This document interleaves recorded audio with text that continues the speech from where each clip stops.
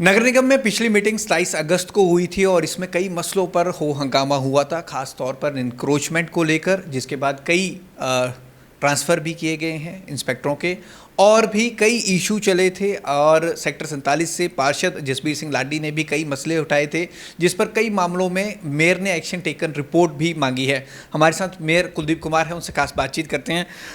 Sir, 27 अगस्त जो बैठक हुई थी, काफ़ी हंगामा इसमें हुआ था, कई मसले थे इसमें। एनक्रोचमेंट को लेकर जो मसला था, पूरे शहर में जो एनक्रोचमेंट हो रही है, भाजपा पार्षद सौरभ जोशी ने ये मसला उठाया था। उसके बाद सभी काउंसलर ने एक स्वर में कहा था कि एनक्रोचमेंट शहर में बहुत ज़्यादा हो रही है। उसके बाद पुलिस इंस्पेक्टरों के इन्फोर्समेंट के इंस्पेक्टरों के तबादले भी हुए। तो एनक्रोचमेंट को लेकर आपके पास क्या रिपोर्ट आई है, किस तरह से ये पूरा मकड़जाल शहर में फैला हुआ है? बिल्कुल, पहले तो आपका बहुत बहुत धन्यवाद भागवत जी। जैसा कि 27 अगस्त की मीटिंग में आपने देखा ही है किस तरह से हंगामा हुआ, इन्फोर्समेंट को लेकर बातचीत चली है और कुछ तथ्यों पे मैंने अपनी जानकारी जुटाई है, तो उसमें कई जानकारी में सच्चाई पाई गई है कि इन्फोर्समेंट के जो इंस्पेक्टर हैं वो कहीं ना कहीं गलत काम कर रहे हैं। और जैसे बहुत जल्दी ही मैडम ईशा कंबोज ने उस पर संज्ञान लेते हुए तबादले किए हैं और बहुत अच्छे तरीके से टैकल किया, तो कहीं ना कहीं लगता है कि अब थोड़ा कंट्रोल होगा। और जिस तरह से डीसी साहब ने हमारे, और उस टाइम हमारे नगर निगम कमिश्नर भी थे, तो उन्होंने बड़े सजगता से बोला था कि इस पे ऐसा नहीं होना चाहिए, ये जो इतना करप्शन फैलाया गया है इसे ख़त्म किया जाना चाहिए। और उस पर आपने कल देखा ही होगा कि मैंने एक्शन टेकन रिपोर्ट भी मांग ली है, अगले हाउस से पहले मुझे वो सारी रिपोर्ट भी मांग ली है और किस तरह से इन्होंने ये चीज़ें की हैं उसके सारा ब्यौरा मैंने मांग लिया है। अगर हम पूरे शहर भर में देखें तो हर काउंसलर ये शिकायत कर रहा है और ये भी कहा जा रहा है लाखों नहीं करोड़ों रुपए वसूल भी किए जा रहे हैं। तो ये पैसा जा किसके खाते में रहा है? ये मालामाल हो रहा है तो कौन हो रहा है? बिल्कुल, अगर इसमें देखा जाए, इसमें मालामाल ऑफिसर हो रहे हैं। तो हम तो स्टार्टिंग से कहते रहे हैं कि अफसरशाही इतनी हावी है यहाँ पर कि कोई कुछ भी धड़ल्ले से करे, किसी को कोई फ़र्क नहीं पड़ता। तो तभी मैंने एक्शन टेकन रिपोर्ट मांगी है और इसमें तत्काल एडवाइजर साहब ने भी इसमें कल विजिलेंस जांच की इंक्वायरी की मांग की है।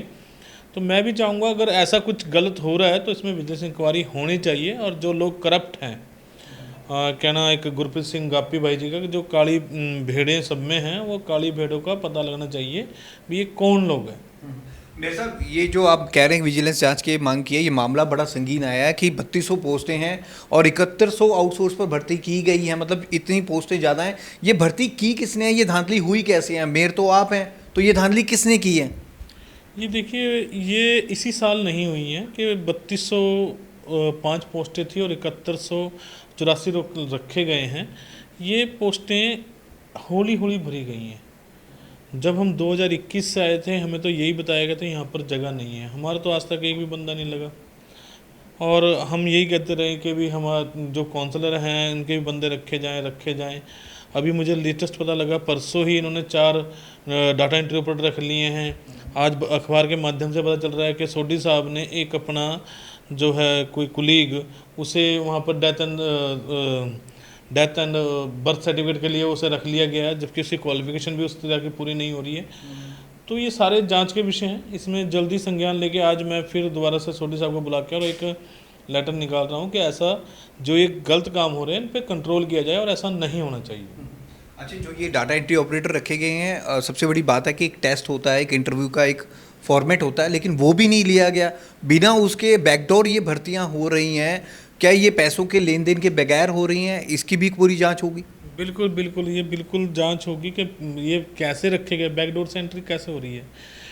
मैंने एक शायद मीटिंग में मैंने संज्ञान लेते हुए कहा, मैडम, कमिश्नर तो उस टाइम हमारे थे अंदिता मित्रा जी, कि मैडम हम ऐसा क्यों नहीं कर सकते कि जैसे हमारे यहाँ पर एम्प्लॉयमेंट एक्सचेंज था, कभी हम छोटे होते थे 8वीं 10वीं जब पास की थी, कि उसमें हम अपना लेटर दे के आते थे, सर हमारी कोई वैकेंसी हो तो हमारे लिए ज़रूर निकालना। तो उसमें वो लेटर निकालते थे करीबन एक पोस्ट के लिए 100 लोगों को, 200 लोगों को, उसमें से जो क्वालिफाई करता था उसे रखा जाता था। आज ऐसा बिल्कुल भी नहीं हो रहा। अब जो 4 डाटा एंट्री ऑपरेटर रखे गए वो किस बेस पे रखे गए कुछ भी नहीं पता, कोई उनका टेस्ट नहीं हुआ, कुछ नहीं हुआ, सीधा वो ऑफिस ज्वाइनिंग करके। तो ये बड़ी, मुझे तो नहीं लगता कि कोई ऐसे फ्री में कोई काम कर रहा होगा, कहीं ना कहीं पैसों का लेन देन भी हुआ होगा इसमें। अच्छा, कई पार्षदों ने यहाँ तक एलिगेशन लगाए हैं कि म्यूनसिपल कॉरपोरेशन अब म्यूनसिपल कॉरपोरेशन नहीं, म्यूनसिपल करप्शन का अड्डा बन चुका है। तो आपको लगता है कि ये जो पूरा कुछ एमसी में हो रहा है ये करप्शन का अड्डा बन चुका है और करप्शन बहुत जड़ों तक फैल चुका है? बिल्कुल, अगर ऐसा है, मुझे भी कहीं ना कहीं आज लगता है, और इस पर बहुत स्ट्रिक्टली एक्शन लिया जाएगा। और मैं जल्द ही एडवाइज़र साहब से मिलकर और गवर्नर साहब से मिलकर अपने, आज कल हमारे एलजी भी आ चुके हैं, हमारे local government of secretary Brar ji शायद ज्वाइन कर गए हैं, तो उनसे भी मिलकर जल्दी इस बारे में हम बात करेंगे। और जो भी इसके लिए जिम्मेवार ऑफिसर हैं उनके खिलाफ सख्त से सख्त कार्रवाई की जाएगी। मेरे साथ जैसे विजिलेंस इंक्वायरी एक अलग हो रही है, लेकिन आप लोकल सेक्रेटरी से मिलेंगे भी, इसको लेटर देंगे, इंक्वायरी भी करेंगे, लेकिन जो ऑफिसर अगर इसमें इन्वॉल्व पाए गए हैं, अगर बड़े स्तर के अधिकारी हैं, तो आपको लगता है कि इस पर एक्शन होगा? या क्योंकि जो अधिकारी होंगे उनकी जांच भी अधिकारी करेंगे, तो एक फेवरिज्म होता है, तो ये उस स्तर पर जांच होगी क्या? इसके लिए आप कोई स्पेशल जांच कमेटी बिठाने की मांग करेंगे जिसमें पार्षद भी हिस्सा हो और पूरी इसकी इंक्वायरी हो? बिल्कुल, इसमें मैं निष्पक्ष चाहूँगा कि जांच होनी चाहिए। उसमें हमारे एज अ मेयर कोई भी हो वो भी शामिल हो, कुछ काउंसलर हमारे शामिल हो, और जो जांच के जो ऑफिसर हों वो भी शामिल हों।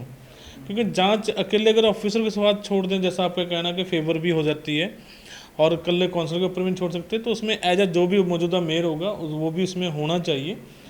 तो और सीनियर डिप्टी मेयर और डिप्टी मेयर को भी कहीं ना कहीं में लेना चाहिए हमें, कि जिससे कि एक निष्पक्ष जांच हो, हम किसी के पक्षपात ना करें, जो गलत है उसे गलत कहें, जो सही है उसे सही कहें।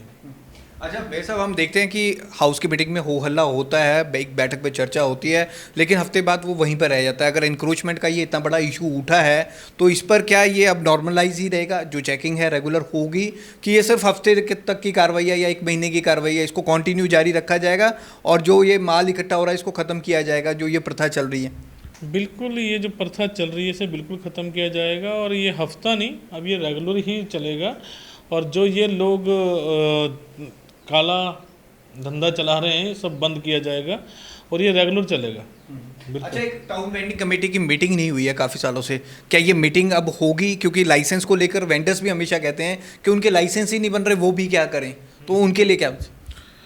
बिल्कुल, देखिए, जो अधिकार क्षेत्र है वो कमिश्नर का है, टीवीसी की मीटिंग बुलाना। मेरे अधिकार क्षेत्र में कोर्ट लगाना है, तो मैंने अपने टर्म में 2-3 बार कोर्ट लगाने की कोशिश लगाया भी है, लेकिन बट वो स्ट्रीट वेंडर वाले नहीं आ चुके, कभी उनकी कोई प्रॉब्लम थी, कभी हमारी कोई प्रॉब्लम थी। बट अब जल्द फिर मैं कोर्ट लगा रहा हूँ कि 2 या 3 तारीख को दोबारा से जो इनकी समस्याएं हैं वो सुनी जाएंगी, उनका समाधान किया जाएगा। और ये जो क्रिएटिव एरिया मतलब अधिकार जो क्षेत्र है टीवीसी का, ये कमिश्नर जो भी होता है उसके पास होता है कि वो कब उसकी मीटिंग बुलाएगा।